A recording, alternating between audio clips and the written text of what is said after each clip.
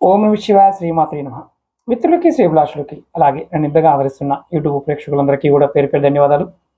మిత్రులారా, మీ అందరికీ పరాదేవత ఎల్లవెల్లా మీతో ఉండి మీ మనోవాంఛను నెరవేర్చాలని మనస్ఫూర్తిగా కోరుకుంటున్నాను. ఈ వీడియోలో ఈ రోజు నుండి అంటే 7వ తారీఖు నుండి సెప్టెంబర్ 16వ తారీఖు వరకు చాలా వరకు జాగ్రత్తగా ఉండాలి. ప్రాకృతికమైన మార్పులు, అలాగే మీరు మానసికంగాను ఆర్థికంగాను ఇబ్బందులు పడే అవకాశాలు ఈ సమయంలో ఎక్కువగా ఉంటాయి. అందులో ప్రకృతికి సంబంధించిన కొన్ని ఇబ్బందులు కూడా రావడానికి అవకాశం ఉంది.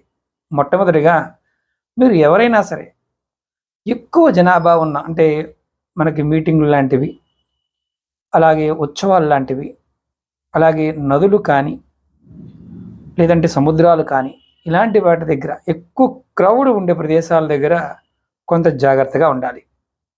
రెండవది, వాతావరణ మార్పులు కూడా అకస్మాత్తుగా వానలు పట్టడం, వరదలు రావడం, అంటే ఊహించిన విధంగా వానలు పడతాయి.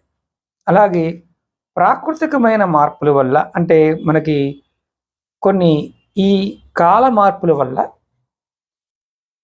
తెలియని రోగాలు అంటే మహమ్మారులు లాంటివి, అలాగే ఆరోగ్య సమస్యలు, విపరీతమైన ఒళ్ళు నొప్పులు, జలుబు, దగ్గు ఇలాంటివి మీకు అంటే వాయువు ద్వారా, భూమి ద్వారా, నీటి ద్వారా వచ్చే సమస్యలు పెరుగుతాయి.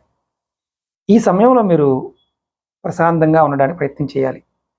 ముఖ్యంగా ఈ సమస్య నుంచి బయటపడడానికి ప్రతిరోజు కూడా మీరు ఒక 20 నిమిషాలు మీ కులదైవాన్ని కానీ లేదా మీ ఇష్టదైవాన్ని కానీ లేదంటే శివనామ జపం కానీ విష్ణునామ జపం కానీ అమ్మవారి నామ జపం చేయడం అలవాటు చేసుకోండి.